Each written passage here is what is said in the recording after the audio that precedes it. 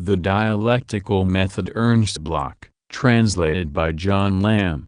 Introduction to Ernst Bloch's The Dialectical Method. On the occasion of Ernst Bloch's 90th birthday in summer 1975, he was celebrated in Germany as one of the most important philosophers of our epoch.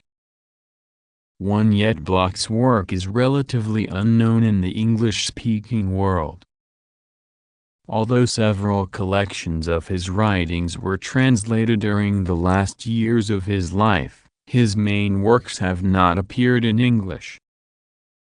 This is unfortunate, for there are few bodies of 20th-century thought as complex, fascinating, and challenging as the writings of Ernst Bloch. Bloch's philosophy is grounded in a philosophical vision of an emancipated humanity and is described by himself as a philosophy of hope.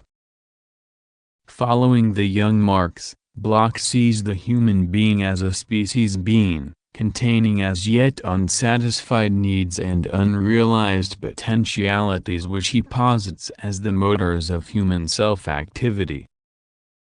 Art, philosophy, and religion are the repository of needs and potentialities struggling for expression, hence they give us clues as to what the human being is and can be. Bloch's work is a magnificent project of decoding our cultural heritage to restore to us our human potential. His concept of the not yet militates against the notion of an innate, ahistorical human essence, for our species has not yet become what it can be and thus has not yet realized its humanity. Bloch also calls his work a philosophy of the future, which depicts what is not, building into the blue that lines all edges of the world. This is why we build ourselves into the blue and search for truth. And The Dialectical Method was published as Chapter 9 of Ernst Bloch's Subject-Object. Erludrungen zu Hegel, Frankfurt, Suhrkamp, 1962, slightly enlarged version of 1951 publication. Reality where mere facticity vanishes, incipit vita nova. 3. For Bloch, the task of philosophy is to interpret what is not yet realized and to change the world in accordance with what could be. Bloch calls the ontological foundation of his theory Aristotelianism. For Aristotle's concept of matter as activity and potentiality suggests an ontological priority of possibility over actuality and necessity.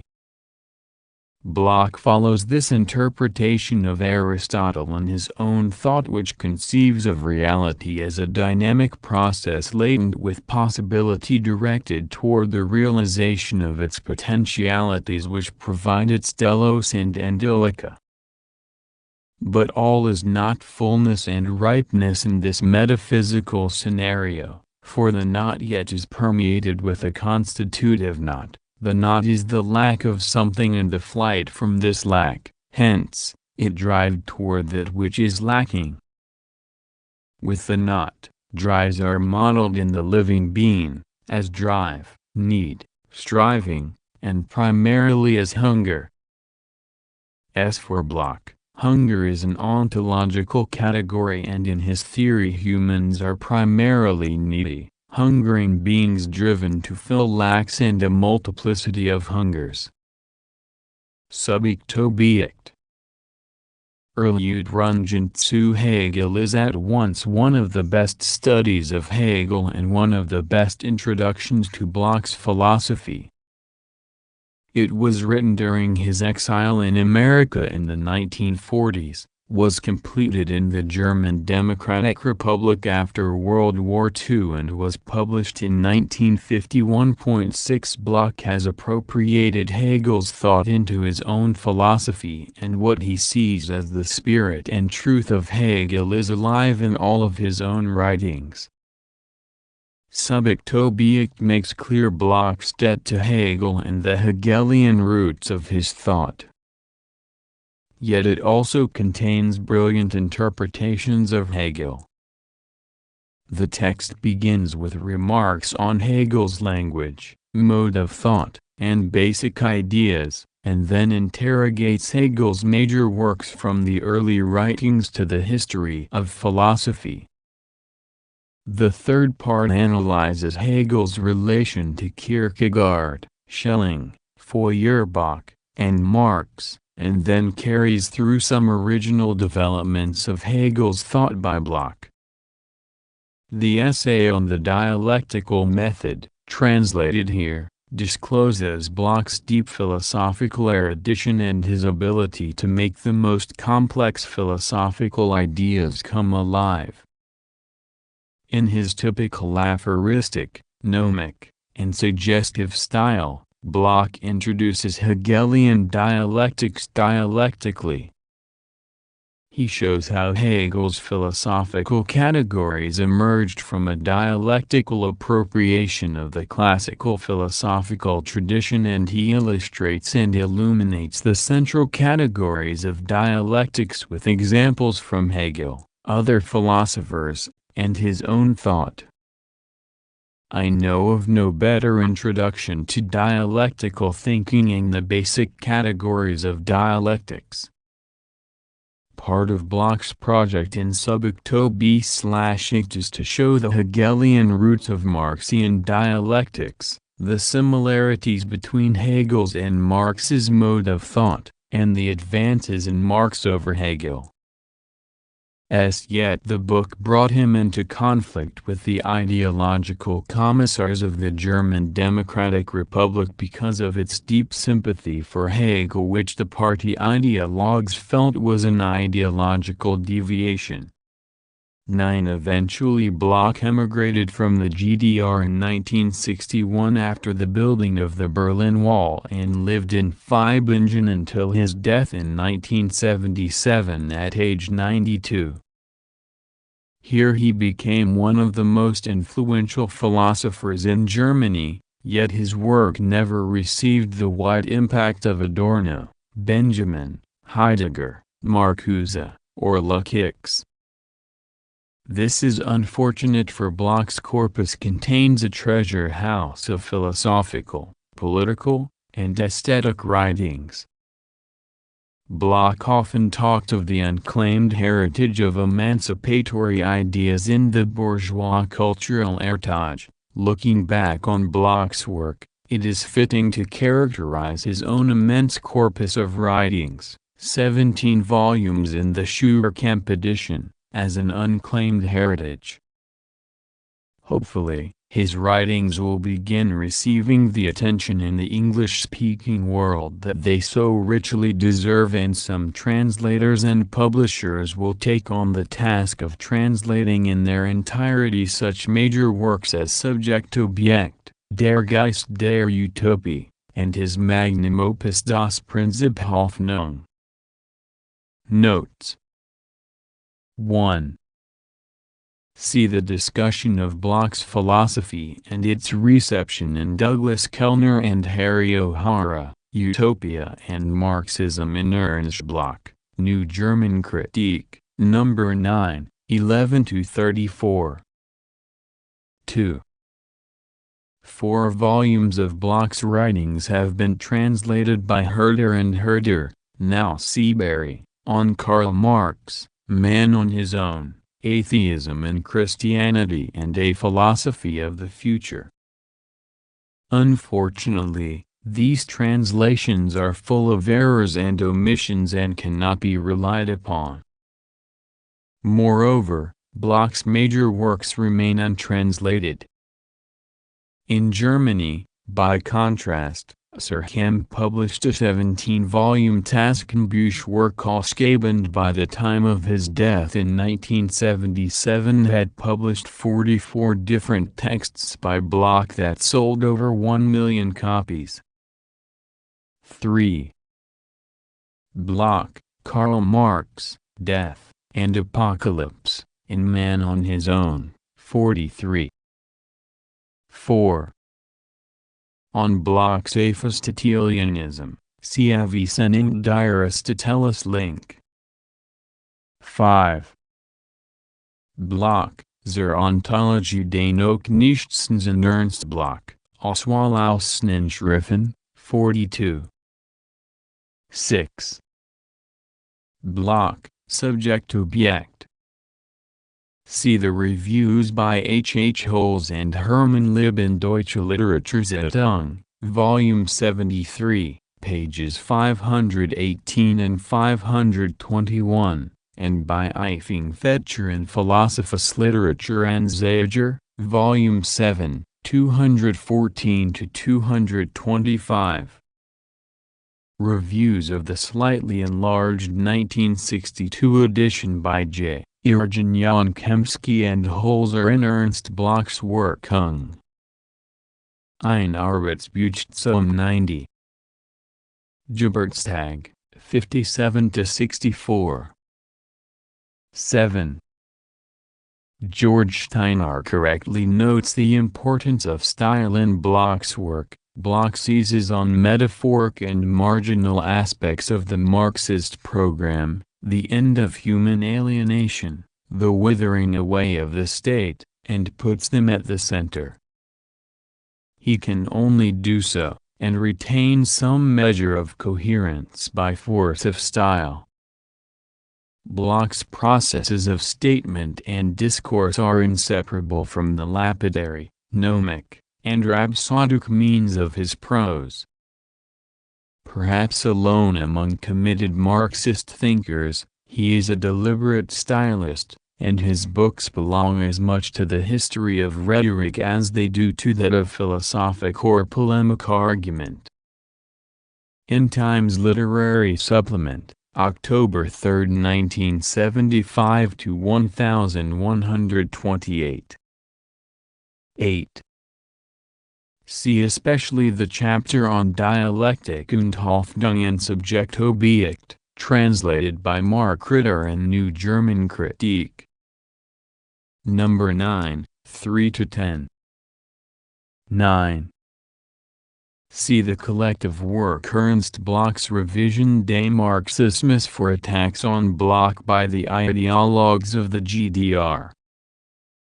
Discussion of Bloch's interpretation of Hegel and his polemics with official communist ideologues is found in Eifing Fetscher, Marx and Marxism, 11 LFF.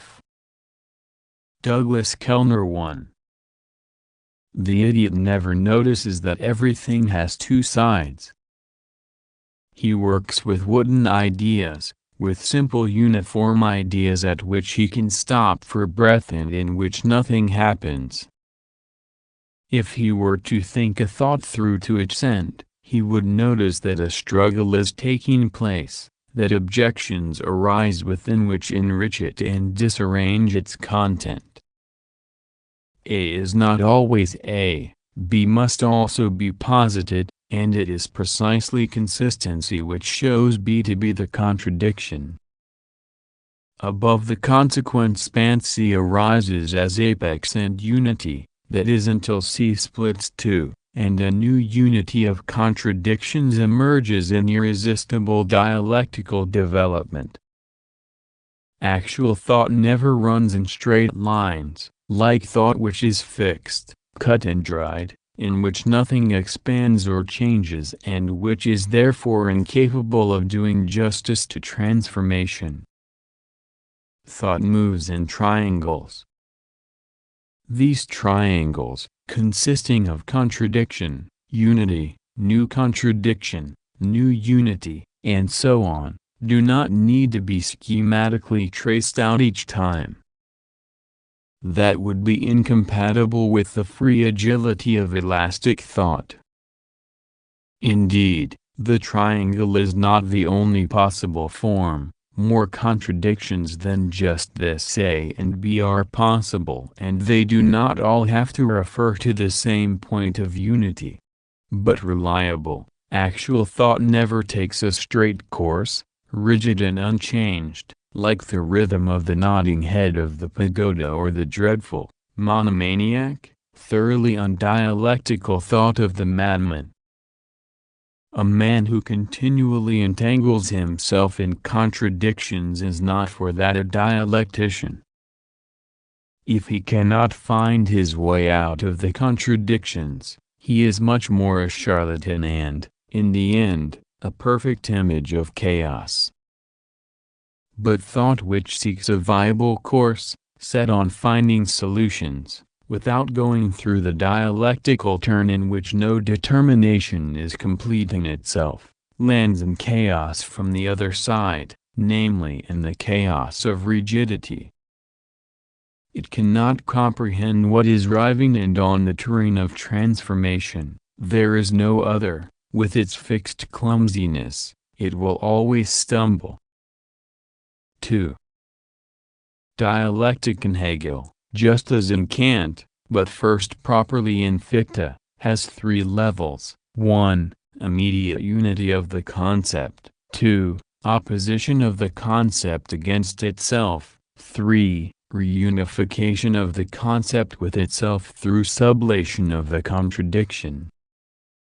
Put in another way, 1. The level of abstract understanding or the simply posited thesis; 2. The level of negative rational reflection or the antithesis, what Hegel called, emphasizing crisis as essential to it, the level of negation, of conflict, of collision, of difference; 3. The level of positive rational mediation, that is, negation of the negation or synthesis. None of these three levels may be isolated and maintained against the others.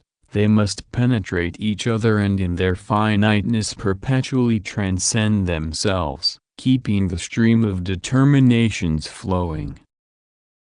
As is well known, it is the fluidity, the thorough historicity of the concepts, that aspect of becoming, in which the Hegelian dialectic has its vitality and which expresses the content of life as well as constituting it. The three dialectical determinations are not three separate parts. They cannot be treated as isolated topics, like in a school textbook. Rather, Hegel sees them as the riving concept, conceptualized vitality in one. They are moments of everything that is logical real, that is of each concept or of each truth. Enk. W 781. If thought stops at the standpoint of the thesis, then it is abstract and dogmatic. It remains at the fixed determinacy and differentiation of the same things against others. Enk. W 801. If the standpoint of the antithesis is maintained, skepticism emerges. It contains the bare negation, the result of the dialectical turn. Eric. W 81. Hegel accords skepticism relative honor, the technique, he says in the History of Philosophy discussing ancient skepticism, Pyrrhon, Sextus Empiricus, of showing for every presupposition that it is nothing fixed, nothing in and for itself is of the utmost importance. However, if skepticism is reified, absolutized, then Hegel calls it, just like dogmatism, laziness of thought. It balks at the third standpoint, the higher, scientifically completed standpoint of the synthesis, which is indeed pregnant with its own contradiction. Dialectic is so restlessly penetrating, it presents the movement imminent to the concept by virtue of its negativity. It is, as Hegel says in the preface to the Phenomenology, with this amazing image, the bacchanalian whirl in which no member is not intoxicated. Lit is the true and the false, the positive and the negative, the night of contradictions and the daylight of solution in ever new outcome. This sharply illustrates the fact that the truth is not a minted coin which can be simply given or pocketed, rather the truth is its own dialectical development or process. For Hegel that is the only empirical dialectic, in that it continually comprises in a new object the negativity of the first one, is the experience of it. Or again, this dialectical movement which consciousness executes on itself, on its knowledge as well as on an object, insofar as the new, true object arises to consciousness out of it. This movement is precisely what is called experience. Point 4 in Hegel dialectic is not at all intended as a mere midwifery of conversation, or a pettifogging cleverness which is inimical to truth. It is no mere playing with concepts. It is the actual governing motion of the thing itself. In short, it is that organ of experience through which the content of the world experiences itself. A world of struggle appears, a world split within itself never coming to a standstill. It is the storminess, the rhythm of respiration and the overthrow of the given which runs right through Hegel's dialectic. It derives from the French Revolution. The young Marx perceives this in a letter to his father where he describes the dialectic as objective and at the same time as the transformation of things. Here the object itself must be overheard in its own development. It is the ratio of the thing itself which must develop out of its inner contradictions and find unity within itself. The world is fiery nature full of driving contradiction in all its spheres, eruptive like spring. The bud, says Hegel in the preface to the Phenomenology, disappears as the blossom bursts forth, and one could say that the former is refuted by the latter. In the same way the fruit declares the blossom to be a false existence of the plant, and the fruit supplants the blossom as the truth of the plant. These forms do not only differ, they also displace each other because they are incompatible. 6. And in the attained state within becoming, Gewurdenheit, its contradiction is maturing, the negation of what has become. Das Geworden, is ripening, which transcends it.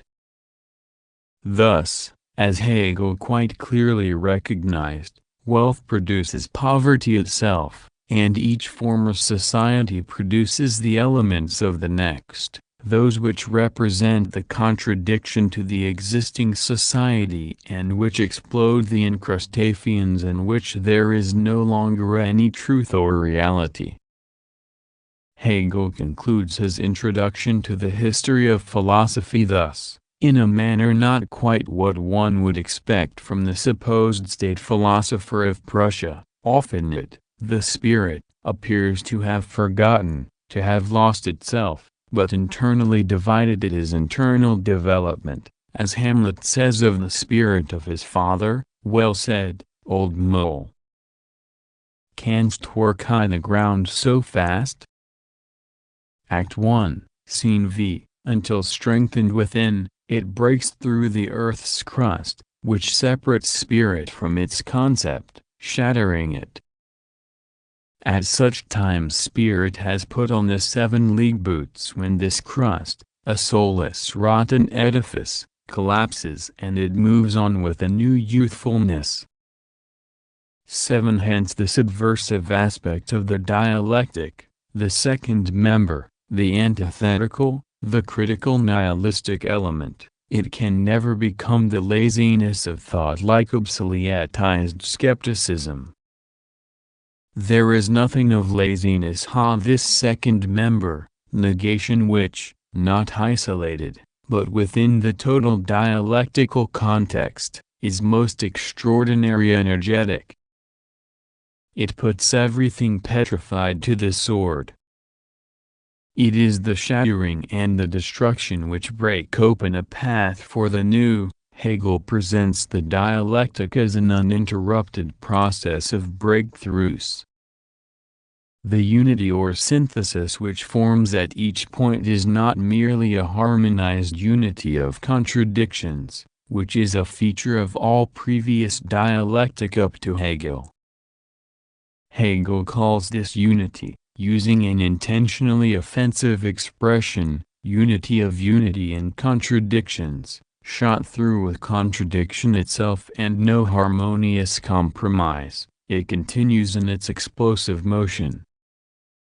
It moves as a series of abrupt changes and leaps, as a prepared and mediated series certainly, but one which has nothing to do with the fatal category of gradualness or peaceful development as adjustment to something given.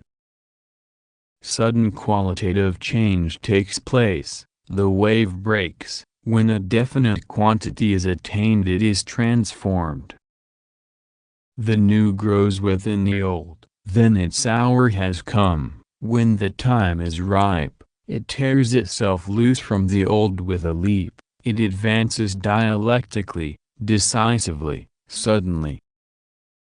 Hegel often describes this triumph of the new, most beautifully in the preface to the Phenomenology, speaking of our time of birth and transition to a new period. Just as in the case of the child the first breath it draws after long silent nourishment terminates the gradualness of the merely quantitative progression, a qualitative leap and a new child is born, so, too, the spirit that educates itself matures quietly and slowly toward the new form, dissolving one particle of the edifice of its previous world after another, while its tottering is suggested only by some symptoms here and there, frivolity as well as the boredom which opens up in the establishment and the indeterminate apprehension of something unknown are harbingers of a forthcoming change.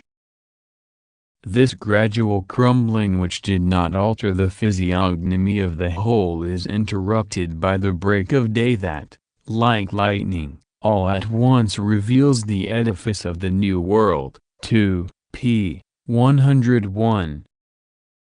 None of this implies that that which is old, false, that which is no longer effective, is totally destroyed in the new epoch.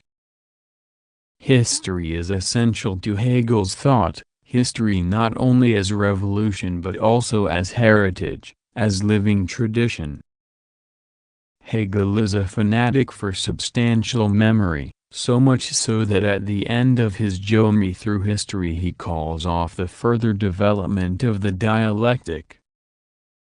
Hegel calls a halt to the revolutions of the dialectic in his own time. He neither mentions nor seriously considers what is actually new, i.e., that which is emerging now or in the foreseeable future.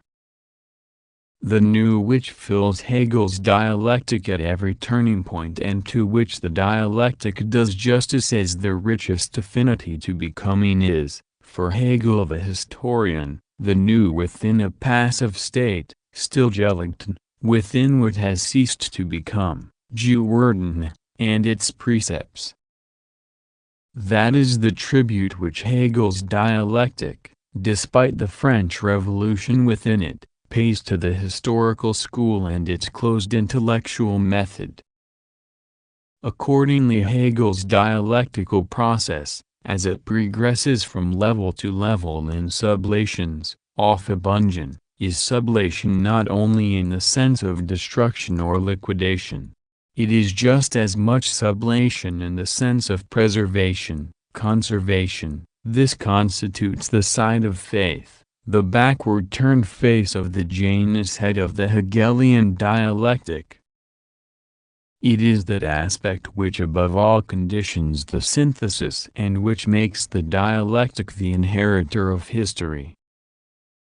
This too has its place in the dialectic of process. Its issue contains not only the last attained stage but all previous stages also. 3. Formal logic teaches that A cannot at the same time be not A. Dialectic does not deny this proposition completely but it corrects it, in the dialectic A cannot remain not A. At any one time there are contradictions everywhere. This teaching, which sounds so audacious, is not only superior to but also older than formal logic. It had transcended the principle of non-contradiction even before this was formulated as the axiom of common sense. The progression of thought through the appearance of oppositions within one and the same unity begins with Socrates and Plato, but with them more as an instrument for fruitfully developing conversation through the contraposition of objections. A dialectic of self-moving content is seldom seen here and is never one of the development of content, of the movement within essence. But Socrates' statement "I know only that I know nothing," in that it does not remain simply what it is thoroughly dialectical. The contradiction within drives it on to resolution. Plato ascribes dialectic to the philosophical instinct fight from its birth. Eros, that is the impulse to ideas, is introduced in the Symposium as the son of fears and poverty, so that he has both natures, possessions and lack of possessions at the same time. The dialogue Cratylus shows this contradiction to be already operative within language, just as each sentence contains an unmovable as well as a movable element, so true knowledge may not neglect either. For Plato, dialectic is the transformation of immediate opinion into thought. It is the art of contemplation which confuses the limited conceptions of men as well as resolving them, in the sense of the Socratic method of radical questioning and will to definition, but on a methodically conscious level. In the Sophist Plato goes far beyond mere explanation of words and meanings. He calls dialectic the true fire of Prometheus, without which no technically correct treatment of any object whatsoever is possible. The Sophist, certainly at an obscure and moot point, tries to show that in the being of every concept there is at the same time an otherness, that is with reference to another concept. It is this otherness, this relative non-being, which first brings the concepts into relations with each other instead of letting them remain confined to their own self-identity. This kind of dialectic is developed most emphatically throughout the dialogue Parmenides. It is applied to the contradiction between the one and the many and the union which persists between them despite this contradiction. Here, Plato argues ironically against the unmoved oneness of the Eleatics, although, as we shall see, despite his dialectics, in the end he gives primacy to this unmoved oneness. He says quite plainly that the one is as unthinkable without the many as vice versa. They each presuppose the other and thereby constitute the world of appearance as a differentiated unity in determinate diversity, manifold. In this dialogue Plato paved the way for a dialectic of concepts highly suggestive of Hegel's own. Not only the one and the many but also the similar and the dissimilar, movement and rest, greatness and smallness. The whole and the parts are recorded in their conflicting dialectical transitions. Nevertheless, the Platonic form of dialectic is only first from a distance a dialectic of content and in no way the intentional reproduction of objective reality itself, as in Hegel. Plato had three sources for his dialectic: the Socratic movement of concepts in the conversation, Heraclitus' principle of becoming, and the Eleatics' principle of unmoved being. As mentioned above, the Eleatic concept of being suddenly obtains primacy in Plato's dialectic. Plato agrees with Heraclitus only with respect to the sensuous, This is indeed a continuous flowing and becoming. But he assures us that of that which is in flux, always merely becoming, there can be no science, and consequently, as dialectic science is the elevation from immediate opinion to thought proper, non-dialectic. The actual as well as the knowable in the appearances is solely the unchangeable idea in which they participate, and whose dialectic, as purely logical ontological, stands beyond the flux content of appearances. Aristotle is the first to teach a mediation between appearance and essence with his concept of the immanently developed form 4D, entelechy, which actualizes itself in appearing.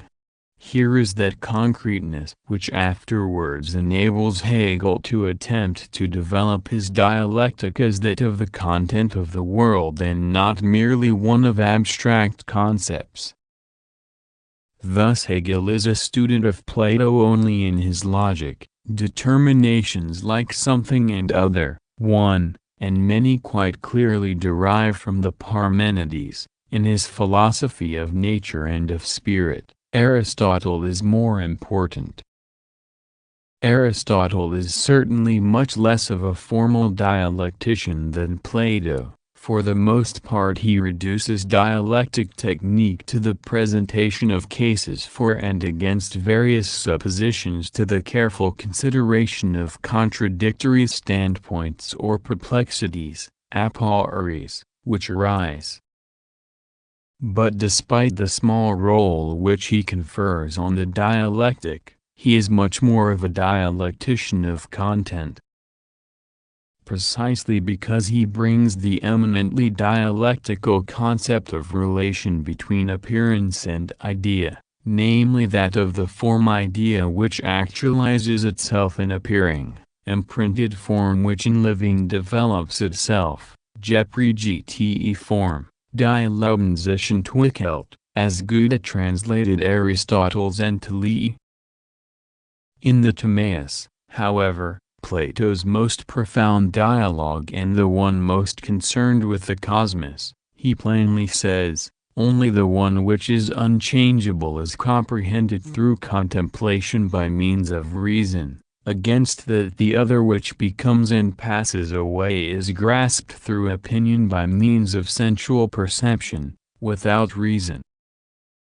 Thus in Plato the Eleatic and unmoved triumphs over Heraclitus and becoming, his dialectic is that of eternal relation, community, koinonia, between eternal ideas. The dialectic of content focuses solely on the movable element. If this was not the dominant factor in Plato, it certainly was in Heraclitus, the philosopher of fire. For Heraclitus, who was much less schooled in the abstract, conflict is the father of things, not merely of conversation.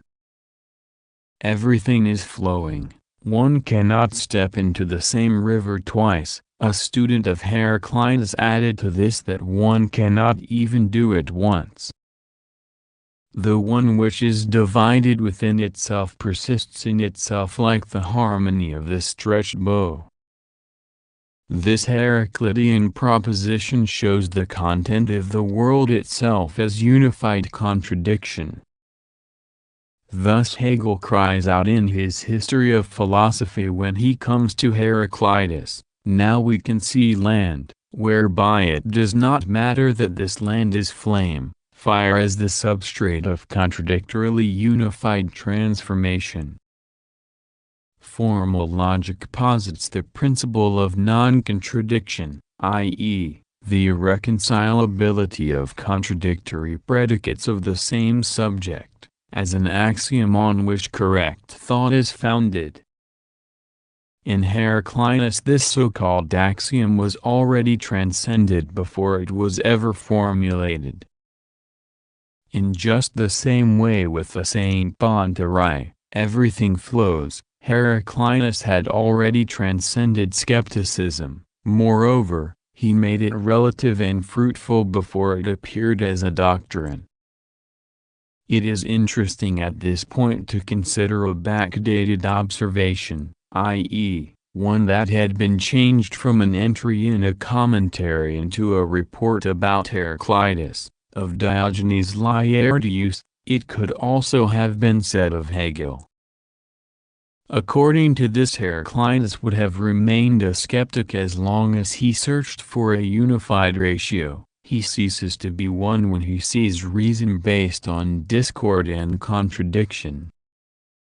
The nature of reason as fiery metamorphosis had been accepted by skepticism itself, and Hegel's skepticism captures, likewise indubitably, the negative rational, the destructive, element in things.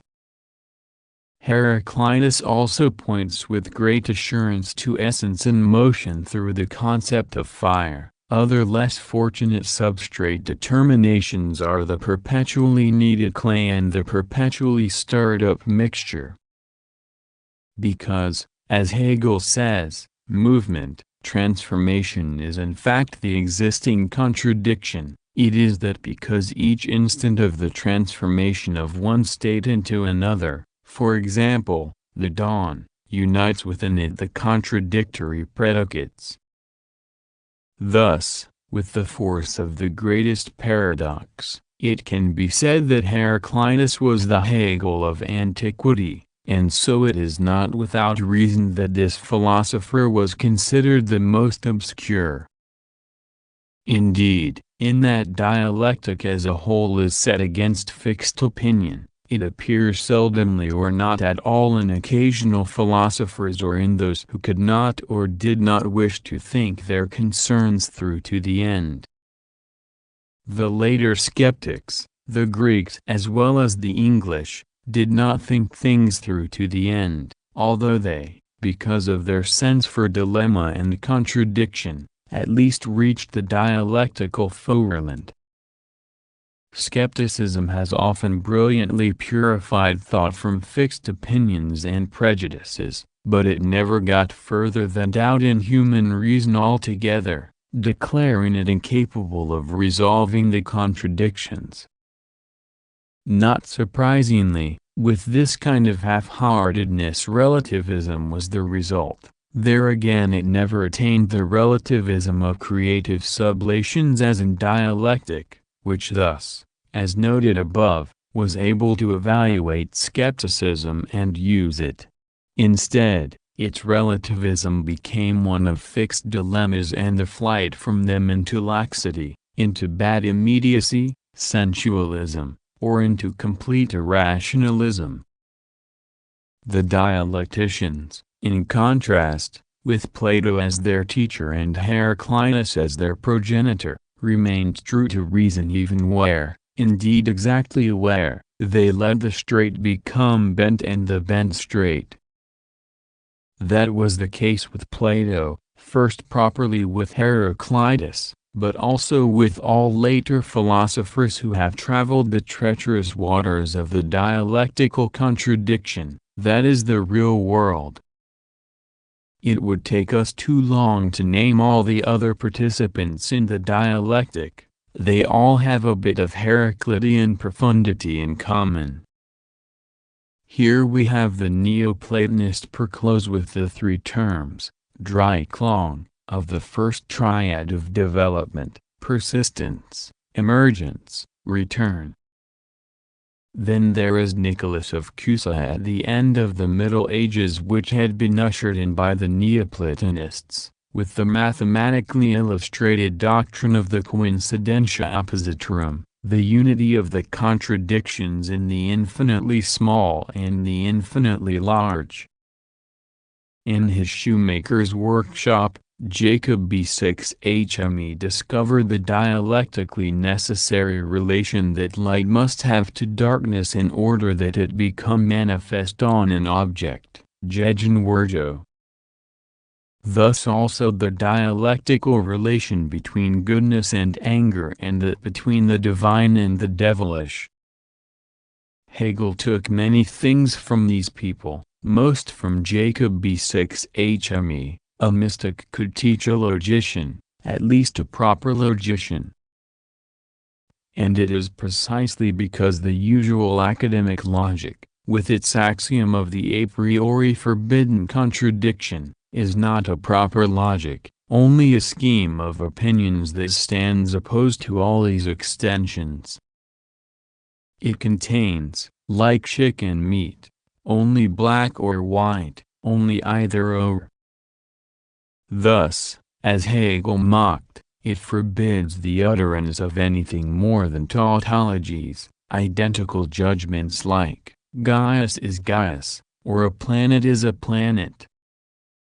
Essentially it regards any suggestion of a differentiation of the predicate and the subject as illegal, because any such differentiation transcends the abstract identity which is defended by the principle of the forbidden contradiction. Differentiation as such is the beginning of the contradiction, just as the contradiction is the completion of the differentiation, and abstract identity is nothing other than undeveloped differentiation, undeveloped contradiction. From the beginning Heraclitus brought such insights into the field from which they originate, that is the world. There the panterai, everything flows, is so active that modern conservatism has only the name in common with that of yesterday, often not even that. The transformation of things is a singularly material contradiction. It goes right through from the differential of mechanical motion to the class tension in history, to the two or more interpenetrating souls which fill the breast of each ideology. Thus dialectic as the logic of process reflects in the whole history of its concept this provocative and history-making claim, there is still no identity. Because no object is complete within itself and without otherness, conflict is the father of things. 4. At the very least man lives within relationships which help him to establish his identity, i.e., to humanize his existence. The Russian Democrat Alexander Herzen found the best expression for this. Dialectic is the algebra of the revolution. It is that because it comprehends the contradictions which appear in history precisely and confronts them with a theoretical armor that does not remain merely theoretical. However, gratitude demands that we also remember the philosopher without whom the dialectic would never have been so creatively understood. It is Leibniz, dialectical throughout in the technique of the differential calculus, which he invented, dialectical in his conception of rest as infinitely small motion and of equality as disappearing inequality, otherwise no dialectician because of his basic proposition that nature makes no leaps. Without Leibniz the dialectic, though still full of vitality, would have scarcely been so full of its peculiarly explosive concept, tendency. In Leibniz the final unities are power points and their behavior is to move from restricted, passive states to active states, from obscure to clear ideas. That is the appetitio of the monads, or their desire, a striving for the unfolding, evolutio, the unraveling of their own content. The monad is a kind of being that seeks a way out of darkness into light. Leibniz defines them, to a large extent in agreement with the beginning Enlightenment, as the element citizen of the age of the Enlightenment. But the appetitio is subject to a vital constraint. In Leibniz's striving, tendency is the form of existence of restricted activity. It is highly indicative that the concepts with which Leibniz expresses this inquietude puissant are oriented to the behavior of gases, these essentially expansive substances. As a gas, at a steady temperature, is compressed to a half, a third, a quarter, etc., of its volume, so its expansion tendency increases twofold, threefold, fourfold, etc. That is according to the law which Marriott, a contemporary of Leibniz, formulated in 1686, the pressure of a gas is inversely proportional to its volume. Leibniz energetically universalized this law, uniting the tendency of his monads with an obstructed power of expansion, and, furthermore, he united it with the future. As an example, he selects the resistance which fixed elastic bodies exhibit when they are subjected to pressures or deformations. This resistance is not the gas pressure because the restless, incoherent gas molecules exercise a pressure over a relatively wide area without any compression. But the essence of this resistance is that increase through confinement first formulated as a law for gases. Thus says Leibniz, boldly depicting the future as open space, just as in the elastic body which is constricted its greater dimension exists as striving, thus the future state within the monad. In a reply to Bayle in 1702, Leibniz uses a strangely anticipatory expression, which puts the form of existence or restricted activity together with pregnancy. One can say that in the soul, just as everywhere else, the present is pregnant with the future. A social utopia of the 18th century, Mercier's Land 2240, used this quotation as its motto. Further, Marx recalls it in his famous dictum that violence is the midwife of a society which is pregnant with a future society. Leibniz was most certainly a highly conciliatory philosopher, but his concept of tendency, the inquietude puissant, is, precisely by the force of his analogy to the expansion tendency of constricted bodies, unmistakably revolutionary. It indicates much more than the mere transition from obscure to clearer ideas. It prefigures the Hegelian dialectic, distinguishing it from all previous dialectic. For this reason, the correlation of the tendency concept in Leibniz with a concept of striving, which increases with constriction, is important for the influence which Leibniz had on later thinkers. It has formerly not received the attention it deserves. It is even more important because it helps explain the revolutionary use to which the Hegelian dialectic could later be put. The Leibnizian tendency concept brought this subversive element into the dialectic, thus it could later be rediscovered and employed. Hegel describes the dialectic as explosive and extensive. Long before, Leibniz had given it a kind of relationship to the kinetic theory of gases, to the expansion tendency which over a period of time did not appear to increase against the old kettle wall. The greater dimension is the future, in Hegel as the immediately following logical category or as the next emerging historical formation. 5. The dialectic is especially accused of improperly humanizing things. Thus nobody is a more bitter opponent than the positivist. For him dialectic is the worst of all possible additions. But the positivist Ernst Mach once called the atom an addition to the given. He spoke contemptuously of atomistic nature mythology which had merely replaced the animistic mythology. He called atoms, indeed also ions and electrons, phantoms of the imagination. p. 106f. Mach's positivism declared all of that, including quantum theory, an inferno of adventurous modern ideas. Then the unlucky thing happened. The path of the atom was made visible. It was photographed in a cloud chamber. Since that time the atom at least has found approval. The positivist no longer rejects it as a figment of early Greek thought. However, something like a real contradiction as constitution of the object, still appears to him as an element of fantasy, having no place in a scientific philosophy, as the Philistine conceives it.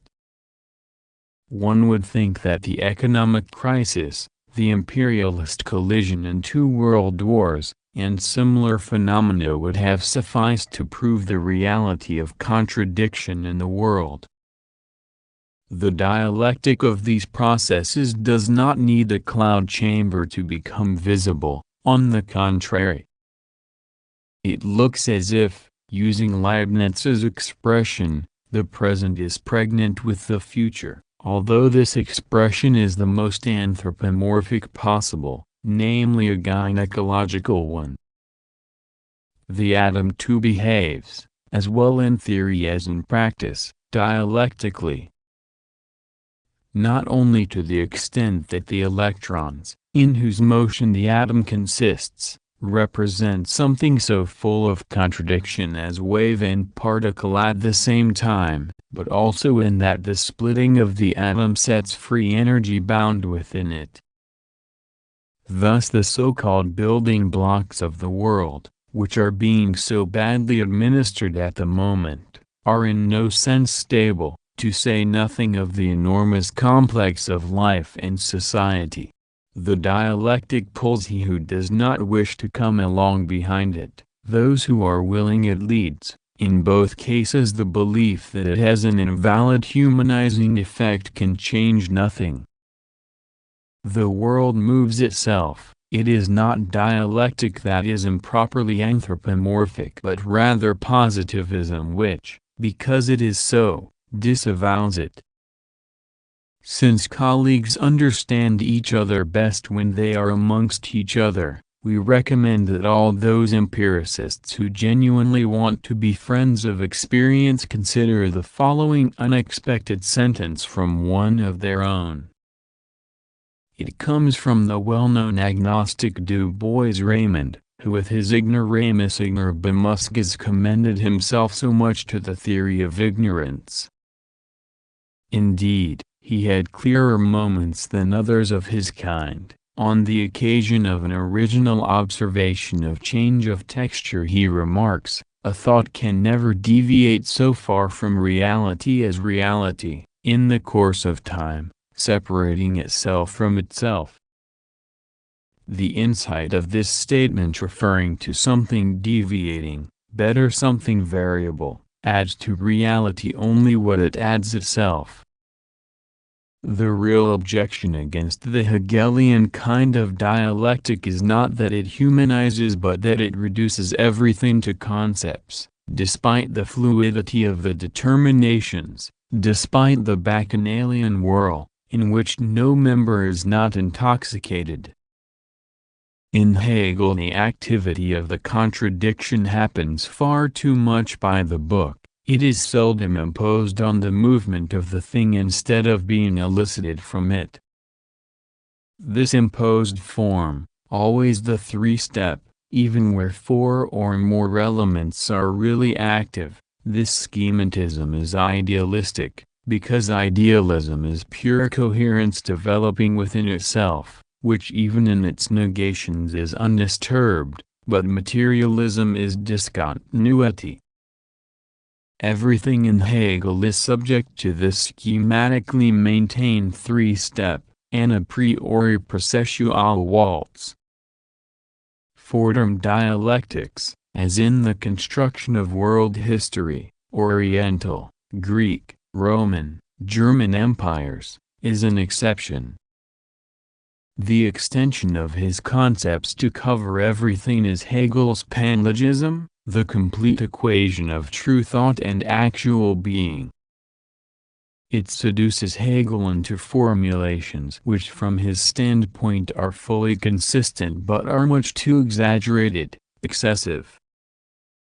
In fact, they are afflicted with an excessive idealism in its extremist form. The point-like fixed stars have the precision to remain with the abstract identity of light, and sun, planet, moon, and comet represent the moments of the concept up in the sky. 10 Things make judgments and draw conclusions. The planetary system, the state, everything rational actual belong to one enormous syllogism.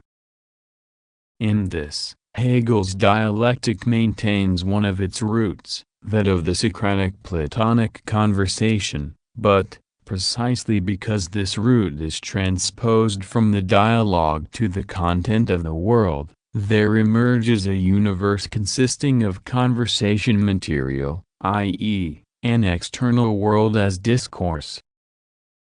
From this perspective, Hegelian dialectic appears as the discourse of the world spirit with itself, developing through objections and demonstrating itself in syllogisms with premises, intermediate propositions, and conclusions.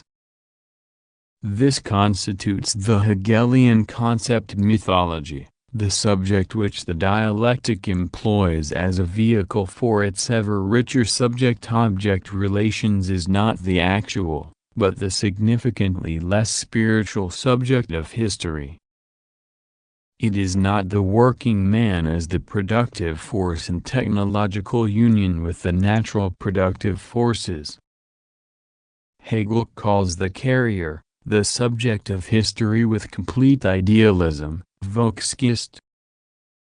Thus world history appears, according to its respective subject carrier, as a logically well-formed fugue of nations constructed from Volksgeistern and their succession.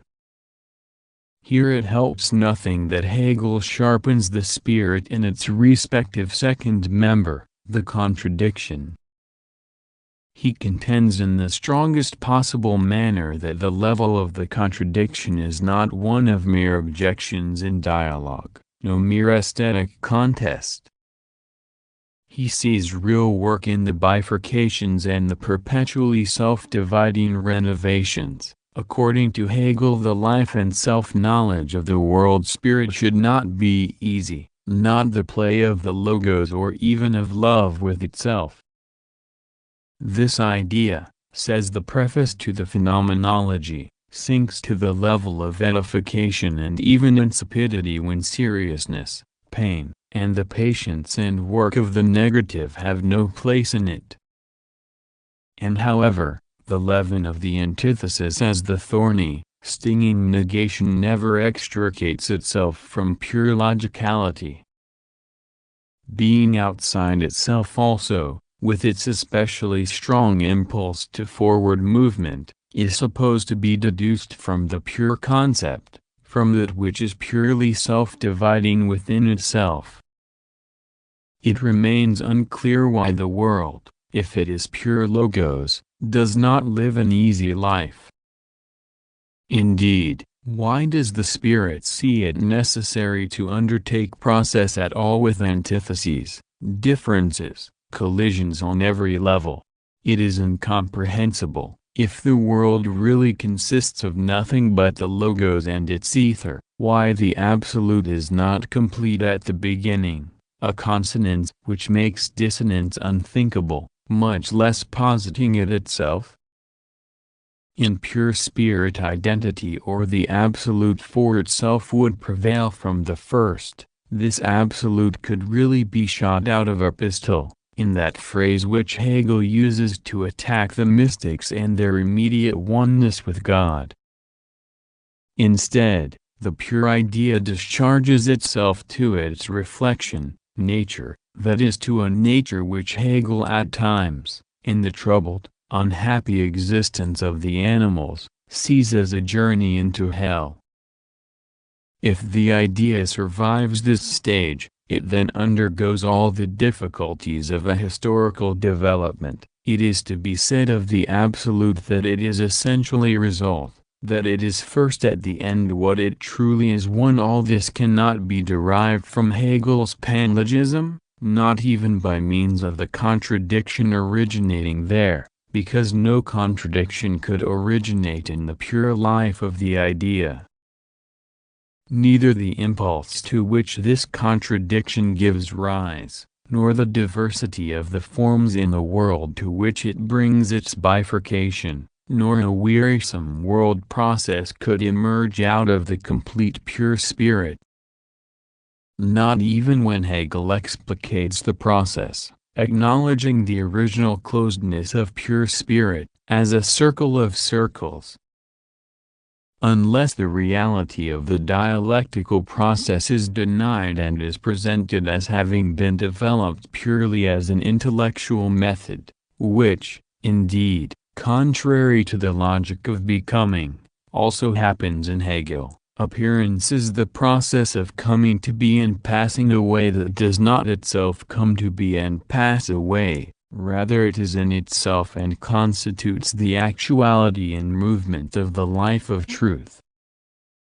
13. If, however, the process is taken as real, and the seriousness of the negative is taken seriously, then it is not difficult to see that a completely different element than spirit constitutes the leaven of the dialectic, there where it first appears as the dialectic of reality. Dialectic without panlogism, without the conceptual mythology. The actual dialectical impulse is need, only this produces the contradiction as something unsatisfied, as something unfulfilled by the world confronting it, the perpetually emerging and exploding contradiction. Every half-fulfillment, every form of movement which has become deficient, every historical society rears in its lap the bearer of a need which goes beyond it and, with it, a more highly developed capability to fulfill this need. This need, like the active capability, contradicts the old form of existence, thus they become explosive, thus they carry the call to the future, that is to the next level which relatively transcends the contradiction. This is the origin of the explosive tendency in the dialectic, an origin as need, productive force, hope, not from pure spirit. The pure spirit certainly could not set the logical categories into motion and development, let alone the actual categories or the forms of existence of history and its world. The feet on which the dialectic moves are those of the working producers of history, not those of the spirit, the pure spirit, which has been abstracted from history and mythologized. Dialectic is no virgin birth from the supposed independent life of the concepts and no perpetuum mobile. The dialectical ratio of history is that of the production process and its real subject-object relations. Only in history is there a dialectically self-developing relation of man to man and to nature. Of course, Hegel noticed himself that the concepts cannot walk on their own. He recognized the problem of the impulse to dialectical movement and added a factor which, although it does not refer to the will, is certainly not purely logical. It is the factor of totality. Hegel works with this at every point, or rather he lets it work for him. Logically, totality is the unity of the universal and the particular, and thus in Hegel's philosophy of nature and of spirit it is concrete wholeness, and then completeness. It is the completely mediated for itself, the absolute, and its opposite is the patchwork, the incomplete, the finite. In that the incomplete aspires to completion and the finite is precisely that which collides with its limitations, need enters the concept from a completely unexpected side, in this case, as the will to overcome the fixed boundary in the form of ability and its abstraction, the ought. All finite things consume themselves, and it is their function to be consumed. Everything finite is that which has to transcend itself. Thus the dialectical constitutes the moving soul of scientific progress and is the sole principle which gives immanent connection and necessity to the content of science and which ensures that the true, not external elevation above the finite lies within it. Ends. W81. This neediness has a ring of something non-conceptual about it, like religion, precisely because of the reference of patchwork to totality, of finiteness to the absolute. The dialectical transcendence of the finite is equated with elevation above the finite, and the unrest within the finite, which consumes it and indeed at the same time determines it as that which is to be consumed, appears as the last motor of dialectical motion. It is a motor which still signifies the mythological, but certainly not a concept mythology. It is full of affect, emotion, intensity, regardless of how well it can be logically comprehended, is, originally, not a logical category. The finite, as this unrest which extends beyond itself, becomes, in the logic, a special intensity of contradiction, indeed of the fundamental contradiction, that which is posited with its immanent limit as its contradiction by which it is driven out of itself, that is the finite point. 1. As a result of this incongruence with the universality of its class, finally with the whole totality, the organic finite carries within itself the germ of death, but also the productive power of instinct and life. Thus Hegel says with clear reference to hunger, destitution, the desire to surmount the limitations, if an existence contains the concept not only as an abstract in itself, is thus we find that, here and there, need forms the fundamental contradiction to something which has become a limitation. Incongruence with the immanent totality feeds the dialectic of coming to be and passing away. It is the coincidence of the presence and non-presence which drives finitude to opposition against its conditions. 6. As we said above, pure spirit would be sameness, motionless self-identity. But just how little this identity, this pure spirit is the actual agency in Hegel's philosophy can be gauged by the fierceness and by the exertions involved in the dialectical progression. Hegel makes his start with contemplation, not with the will. Nevertheless, the spiritual realm of angels in his dialectic is self-deception. Wherever this dialectic becomes concrete, it shows nothing but real struggle, the struggle for liberation. It shows veils which become chains and bonds. It shows a series of breakthroughs, as if its process ran through a series of prisons, in short, as if it were not at all mere disputation in the conceptual mythological palace of the world spirit.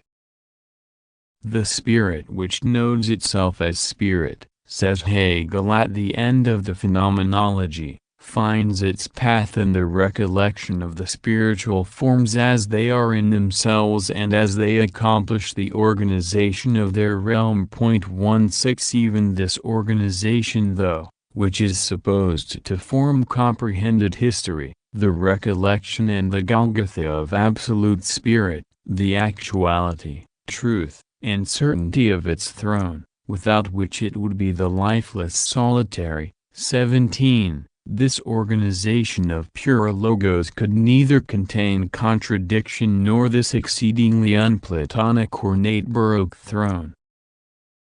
The mindless votaries of Allah exercised no self-doubt. If they had, at the very least, Allah would have fallen out of changelessness into movement, out of the sphere of identity into the river of the world fair. In only one aspect does dialectic appear in Hegel without struggle. There appears a certain homogeneity, at least a relatively placid agreement, as if the world really were spirit. Now, as we have shown above, each of the successively appearing dialectical triads does not only possess the same structure, but also, throughout all transformations, a definite homogeneity of content.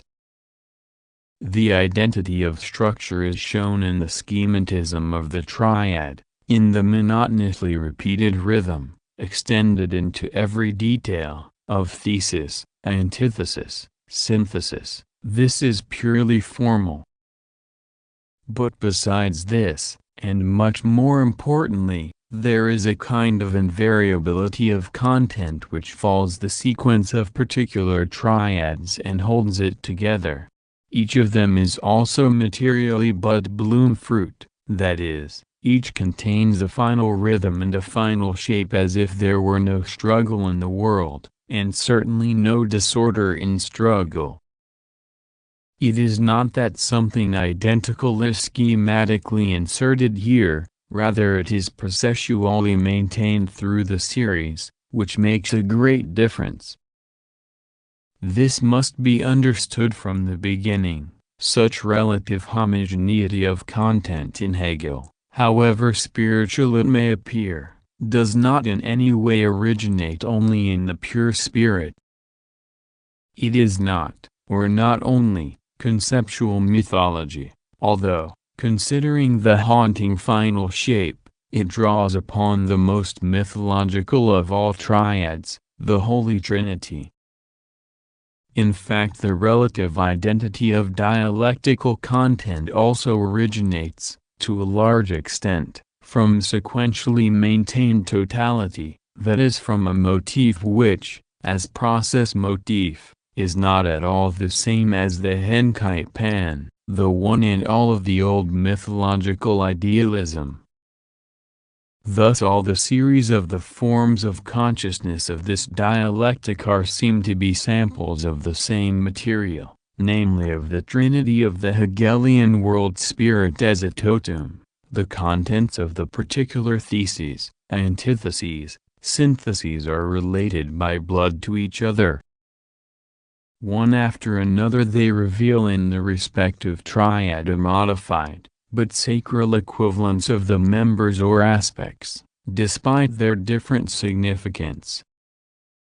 This point may be illustrated by a small selection of dialectical triads, a selection which will have to stand for the whole range, for each arbitrary trio in Hegel expresses the Trinity in the absolute, just as this, in turn, expresses Trinity in mineralogy, botany, zoology, jurisprudence, aesthetics, etc. If one adds to the Hegelian trio bud bloom fruit other similar continuities, such as worm insect vertebrate, touch smell sight, consciousness self-consciousness reason, and law crime retribution, justice, then one discovers in each case an equivalence, often a concordance, as the arrangement of biblical passages that are related in meaning is called. These concordants, however, are much more of an idem sed miter, the same, but indeed other, than those of the Bible. Moreover, the strange equivalences between the members of the Hegelian dialectic are distinguished from the frivolous, completely free analogies of the romantic philosophy of nature. Hegel's correspondences signify the same basic content of thesis antithesis synthesis, that is, the content, being in itself, being outside itself, being for itself. The bud, the sense of touch, the law are all for Hegel the still undetermined in itself of the respective triads, the bloom, the sense of smell, the crime are all the erupting being outside itself, the fruit, the sense of sight, the law of justice, which re-establishes itself against injustice, are sublated being outside itself or being in and for itself. This also appears in geography. Africa is like the sense of touch, dullness in itself. Asia is like the intoxicating fragrance of the bloom, splendor of the outside itself, and Europe is like sight or the fruit, the being for itself and the dialectic of the continents. The same appears in aesthetics. The graphic arts form the still peaceful thesis, music is the eruptive sphere of difference, and poetry, which loosens all tongues, is the being for itself of the artistic spirit. It is the Europe of the arts. Again, in the philosophy of religion, the nature religions of the Orient worship God as the power of the thesis, a God still devoid of any trace of humanity. The religions of spiritual individuality, Judaism and Greco-Roman religion, worship a God who grants audiences, one who bows to the subject. The Christian religion or synthesis worships God as fruit, as the idea which is as much self-alienating, becoming human, as a teemly returning to itself out of this alienation. Thus God is a trinity in and for itself. Finally, in the history of philosophy, this pattern of triads more or less culminates in Hegel's dialectic of his own epoch. Fichte is the still abstract undeveloped thesis of reason, the Dithyrambic is the wildly exploding sphere of difference. Hegel concludes the development as the fruit and the opened eye, as the absolute philosophy which has returned to itself. One or two elements in this idem Aliter perhaps do not fit completely into this series. For instance, Greek religion is only half Dionysiac or being outside itself as the dialectical middle term is supposed to be. In general, however, one finds a wandering omnipresence of the same dialectical content.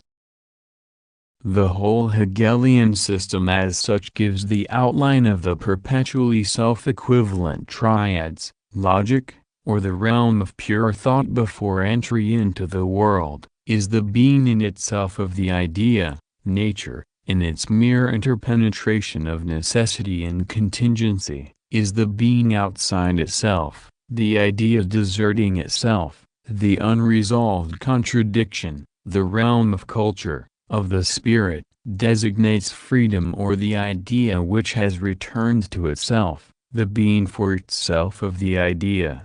As we have said, one finds these concordances sometimes a little disturbed in the particular instances and not always exactly as they should be according to the high level of idealistic pedantry. For even with the most strident panlogism the material does not fit into the Holy Trinity, and, despite the fact that Hegel was quite at home in the wealth of the concrete Aliter and the rhythm of the idem, the basic elements remain the same nevertheless. There is one problem left, to explain the blooming homogeneity in all this abundance.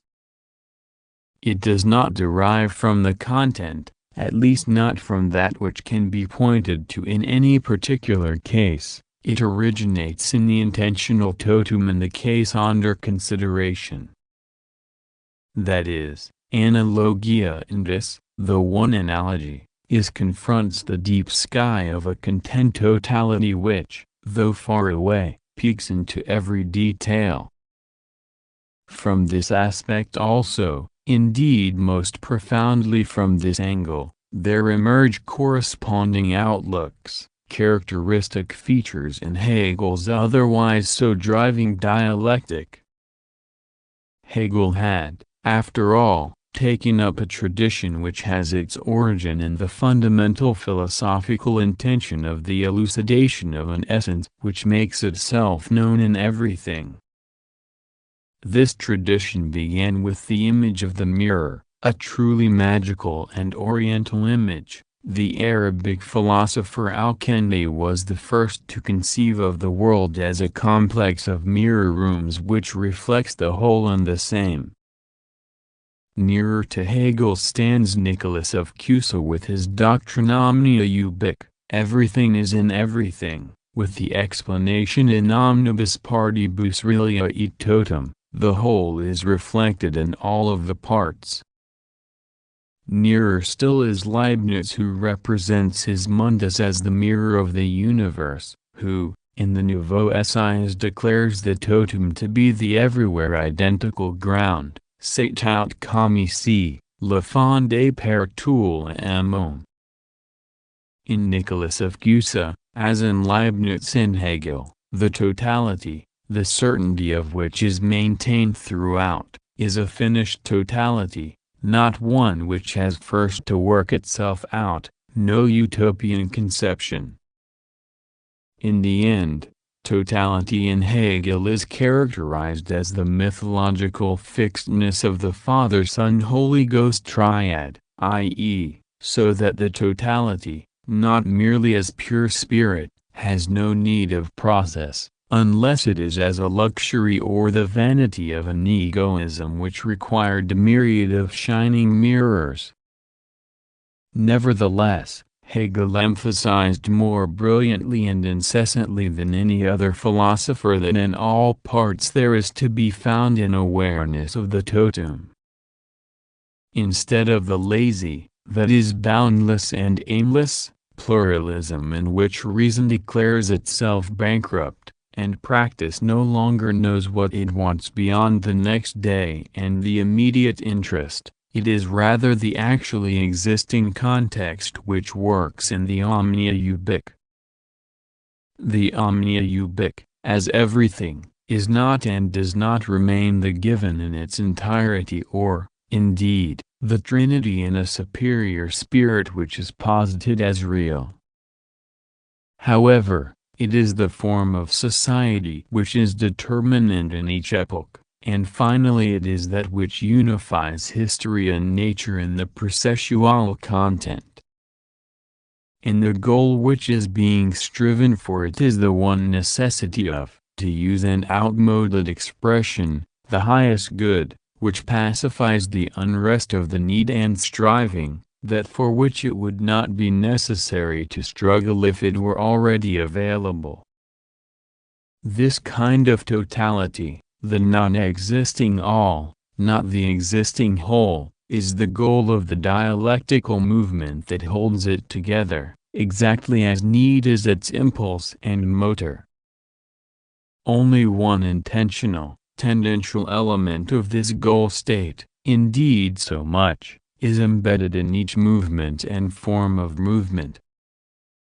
This creates relationships, especially of an antithetical kind, right through history. It even establishes many paradoxical vortices of the same things in Hegel's dialectical equivalences.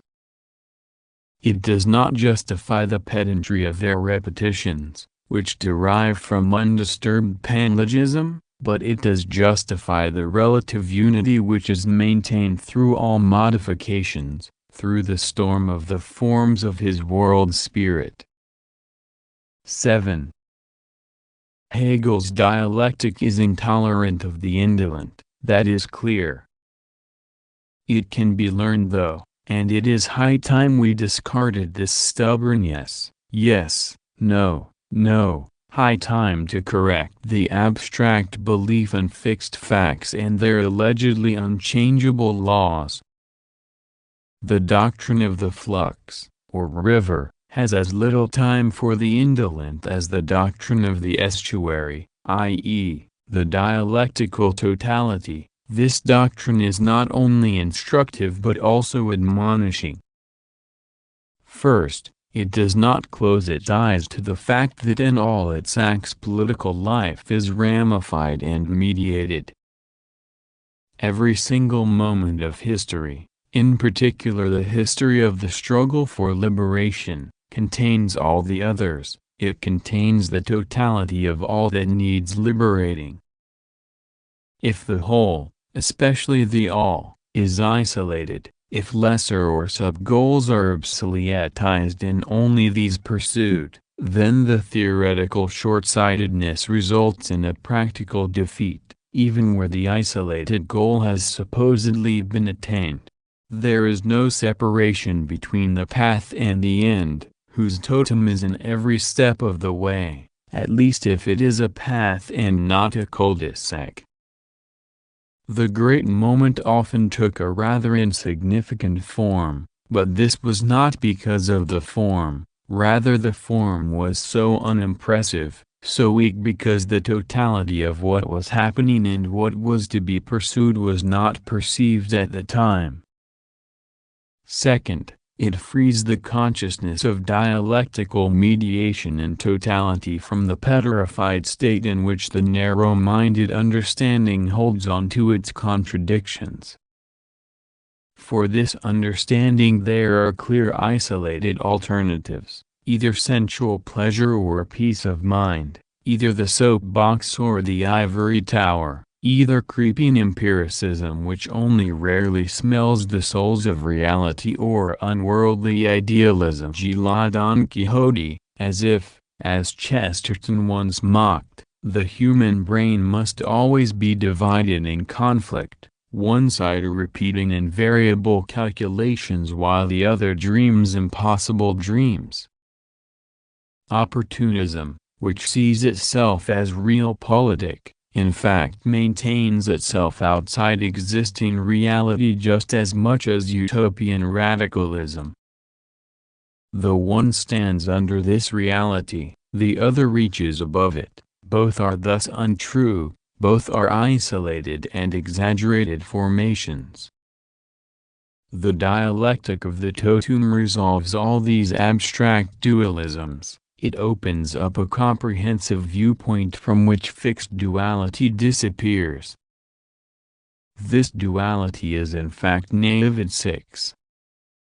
Hegel is quite clear about it. The oppositions which were otherwise so significant in the forms spirit and material, soul and body, belief and understanding, freedom and necessity and so on have in the progress of knowledge been transformed into the oppositions of reason and sensuality, intelligence and nature, absolute subjectivity and absolute objectivity.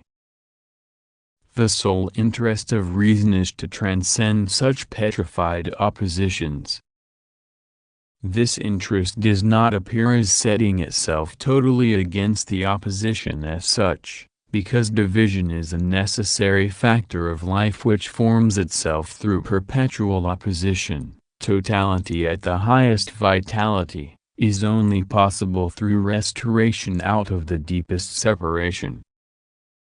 Rather, reason sets itself against the absolute fixing of the division by the understanding, the more so when the absolutely opposed elements originate from reason itself.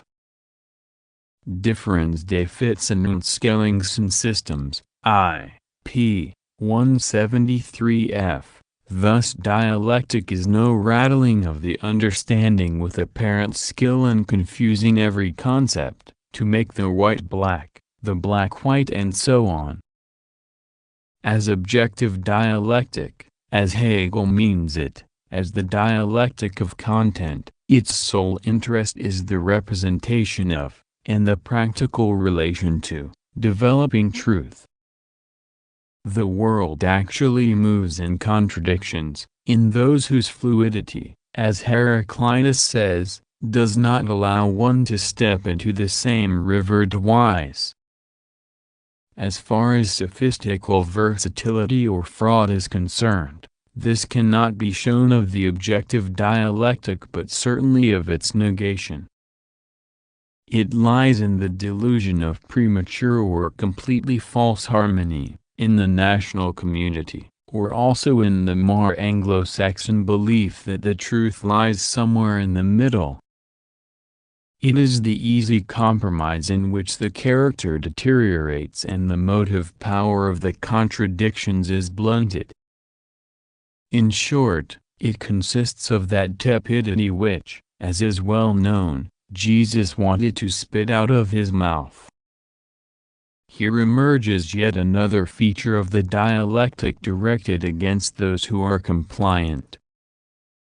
It is revealed in such a way that even Hegel does not posit the negative alone, at least not principally, as that which moves everything. He has the negation, the old destructive nothing, perfectly lodged between the thesis and the synthesis, wholly in their middle, so that the spirit which perpetually negates cannot make a step without serving progress, the establishment of the good and the better. However, even Herr Hegel makes certain distinctions, that is, he also notes the useless negative. Precisely in human history he notes nihilistic events of an utterly devastating form without any visible dialectical function. He cites the Peloponnesian War, the 30 Years' War, and other uselessly destructive, uselessly fatiguing movements. At a noteworthy point in the aesthetic, Hegel even turns fundamentally against the negative as such. That is, against Mephistopheles as such as the purely cold, barren contradiction. Thus, that which is purely negative is generally flat and stale in itself and leaves us consequently either empty or drives us back, whether it be used as the motive force of an action or merely as the means to produce a reaction in another. The dreadful, the unhappy, the harshness of dominion and the obduracy of superior power can be borne and held together by the imagination when such characteristics are exalted and carried by the abundant greatness of a character and a name. Evil as such, however, envy, cowardice, and meanness are merely repulsive.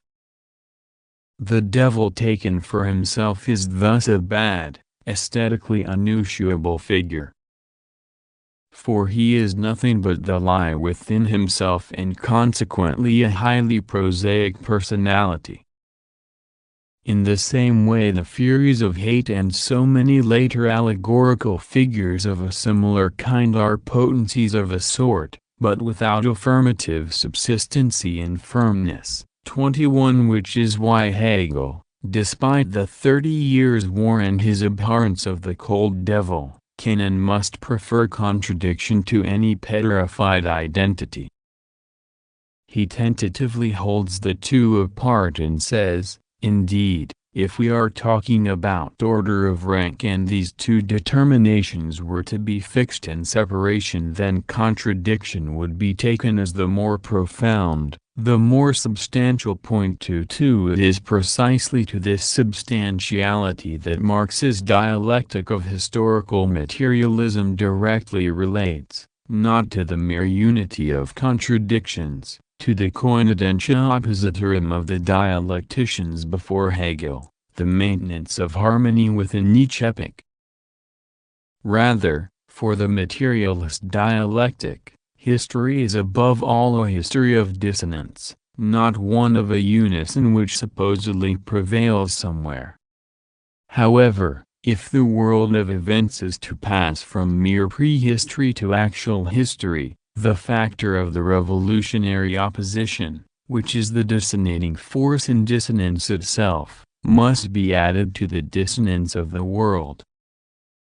Not simple negation, but negation of the negation makes the dialectic, according to Engels' important proposition, what it is. It is the historically productive emerging out of the night of the negation turning into itself, and the factor of subjective contradiction connected to the contradiction, which is breaking out, objectively completes within history as class struggle the material dialectic.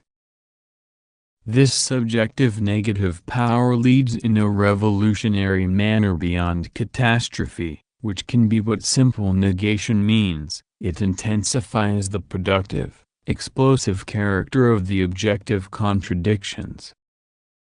Pulse beats and syllogisms. The best thing that children can do with their toys is to smash them.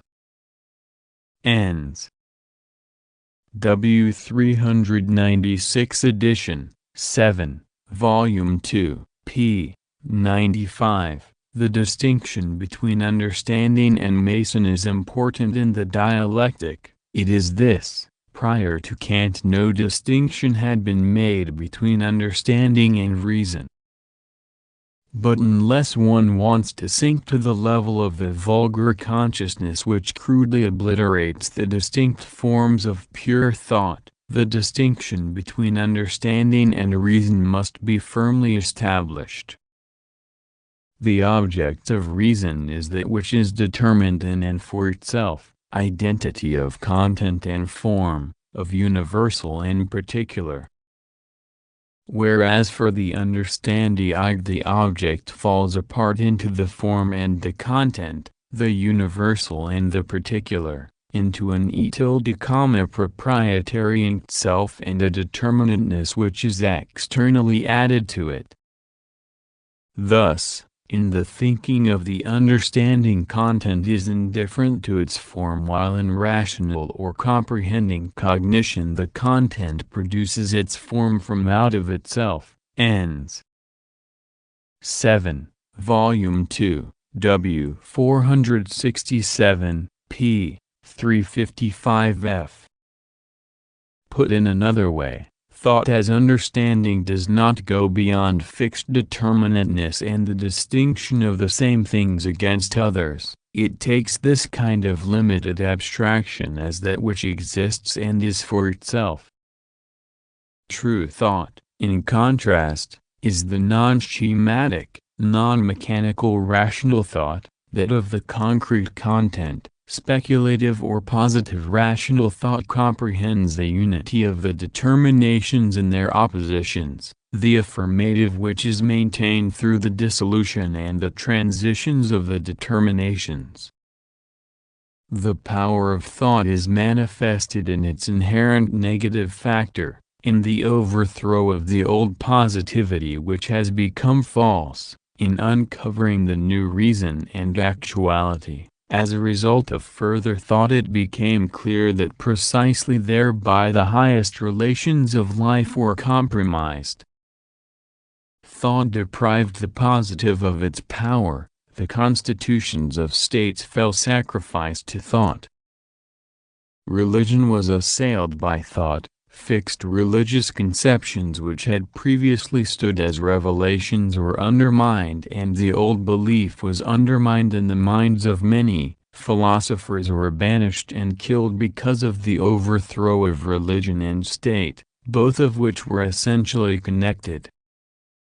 And thus thought asserted itself in actuality and exercised immense effectiveness.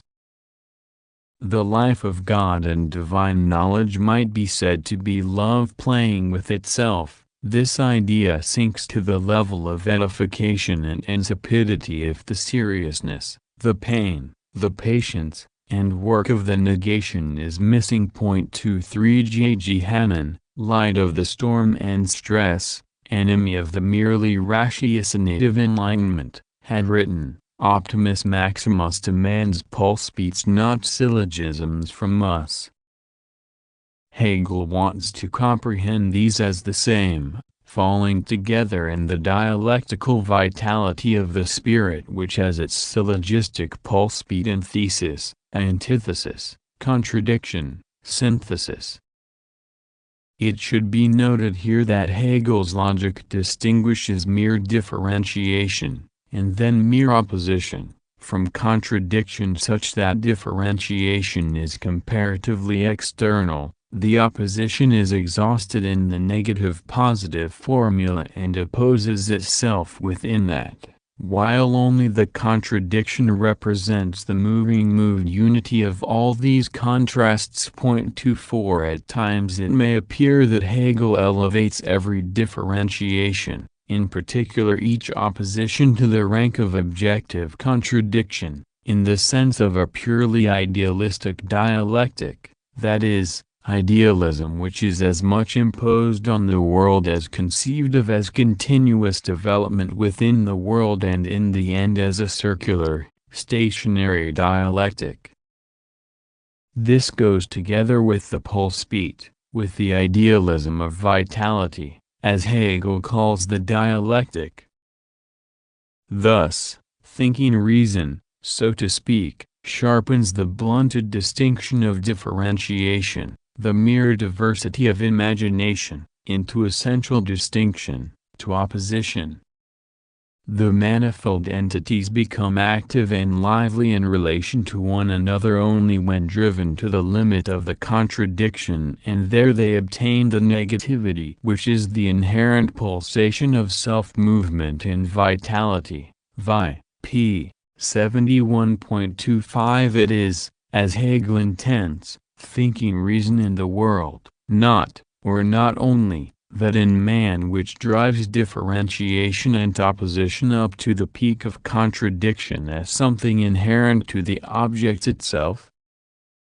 Everything goes under in the dialectical movement of spirit, everything is maintained in its universality and separateness. Even in being other, it, the concept, raises to each further stage of determination the whole mass of its antecedent content, and by its dialectical progress not only loses nothing and leaves nothing behind but carries with it all that it has acquired, enriching and strengthening itself in itself. 26. A stormy world memory, a cardiogram of constantly emerging spiral syllogistic architecture. In this Hegel takes up, for the first time since Nicholas of Cusa, the idea of the function of nothingness. In Cusa nothingness appears as the alteritas, the otherness with which unity in all things is afflicted, which he explains by saying, things come into existence when God unfolds himself in nothingness. Diversity, disorderliness, death all belong to the original night, to the ex nihilo, as Augustine says, out of which the world is made. In Hegel this nothingness recurs as otherness, but as the sphere of the contradiction or difference in the middle. Being gives birth to nothingness as its negative determinateness which spirit lets work for in, and precisely in, the difference. In this way nothingness is not only hung in between thesis and synthesis but is also differently nuanced in each dialectical middle term. The series of dialectical middle terms is Hegel's history of nothingness. The nothingness which has become the antithesis in Hegel's panlogical structure takes up the position of the force factor and seeks to replace it. That is the enormous power of the negative, the driving force which sets dialectical development in motion and holds it there. The negative here is productive death, thus, not the life which balks at death and keeps itself pure of devastation, rather that which endures death and maintains itself in death is the life of the spirit. It gains its truth only in that it finds itself even within absolute disruption. It is this power only in that it looks the negative squarely in the face and lingers with it. This lingering is the magic power which transforms it, the negative, into being. 27. Thus is the death celebration of nothingness affirmed, but certainly held almost completely between the positive determinations thesis and synthesis, taken in the middle. The negative does not somehow lie as not at the beginning, here it is always the thesis, or threaten as nothingness at the end, there it is always the synthesis. It is active only in the middle, medial, as transitoriness, variety and the seriousness of war, as the night within light, so that light might not decay into the powerless beauty of the unmoved logical. In this way nothingness becomes an objective Mephistopheles who agitates and creates in the world. It is an insecurity factor against the finite determinations becoming fixed. It is the ground of knowledge, as well as the real ground of the necessary downfall of any existing positive, and of the rational which continually turns into the irrational. In this way, nothingness in Hegel is completely harnessed to the movement of being, nota huabau, 28. Rather, it is, as Hegel maintains, an automatic mainspring of vitality.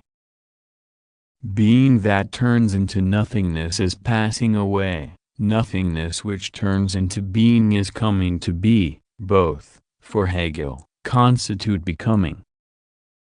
The phoenix, which burns itself up, is reborn and burns itself up again. Whoever requires that nothing exists which carries a contradiction, as the identity of opposed terms, within it, requires also that nothing vital exists. For the force of life, and still more the power of the spirit, consists in this, to assert the contradiction within it, to endure it and to overcome it. This affirmation and resolution which obtains between the ideal unity and the real juxtaposition of the elements constitutes the continual process of life, and life is only as process. 29. Just how strongly the dialectical in Hegel can beat with passion is illustrated by the following stunning passage, full of the depth of experience, from the Philosophy of Right on the Dialectic of Love. The first moment in love is that I do not wish to be an independent person for myself, and that if I were then I would feel myself to be inadequate and incomplete. The second moment is that I find myself in another person, that I matter to her, which she also achieves in me. Love is thus the greatest contradiction, and the understanding cannot resolve it, because there is nothing harder than this pointedness of self-consciousness which is negated and which I should have as affirmative. Love is the generation and the resolution of the contradiction at the same time. As resolution it is ethical unity. 30 notes. 1. The Preface to the Phenomenology, trans. Kaufmann in his Hegel, p. 424. Also Phenomenology of Mind, trans. Bailey, p. 105. 2. C. Kaufmann, op.cit, p. 414, and Bayui, op.cit, p. 98. 3. C. Bailey, op.cit, p. 143. 4. Ibid, p. 143. 5. Mega 12 p. 215. See Karl Marx, Early Texts, trans, and ed. D. McClellan, p. 3. See also Writings of the Young Marx on Philosophy and Society, ed. And trans. Easton and Gudat, p. 43, and W. Glenn Dopel's translation of the letter in the Young Marx, B. Delfgau, p. 138, where I have overheard, McClellan has studied, Glenn Dopel has observed, and Easton and Gudat have studied, but the verb in the original is belasken, which means to eavesdrop. 6. C. Kaufmann, op.cit, p. 380, and Bailey, op.cit, p. 75. 7. Bloch's quotation in the original is an error, as Bloch affirmed in a letter to me. See Hegel's Lectures on the History of Philosophy, trans. E. S. Haldane and F. H. Simpson, Volume 3, pages 546 to 547. 8. C. Kaufman, Op.cit, p. 380 and Baffley, Op.cit, p. 75. 9. We are ignorant and we will remain ignorant. 10. See Hegel's Philosophy of Nature, trans. J. Petty, Volume 2, p. 15 and Volume 1, p. 279. Also Hegel's Philosophy of Nature, trans. Miller, pages 89 to 90 and 80. 11. C. Kaufman, Op.cit, pages 388 to 390 and Bailey, Op.cit, p. 81. 12. Kaufman, Ibid, p. 390 and Bailey, Ibid, p. 81 to 82. 13. Kaufman, Ibid, p. 424 and Bailey, Ibid, p. 105. 14. Science of Logic, trans. Johnston and Struthers, Volume 1, p. 141 and Hegel's Science of Logic, trans. Miller, p. 129. 15. C. Johnston and Struthers, Ibid, Volume 1, pages 147 to 148 and Miller, Ibid, p. 135. The reference in the original is an error. 16. C. Bailey, Op.cit, p. 808. 17. Ibid, p. 808. 18. The One Analogy. 19. The Philosophy of Fine Art, trans. Osmiston, Volume 1, p. 295. 20. Johnston and Struthers, Op.cit, Volume 2, p. 68 and Miller, Op.cit, p. 440. 21. Johnston and Struthers, Ibid, Volume 2, p. 62 and Miller, Ibid, p. 435.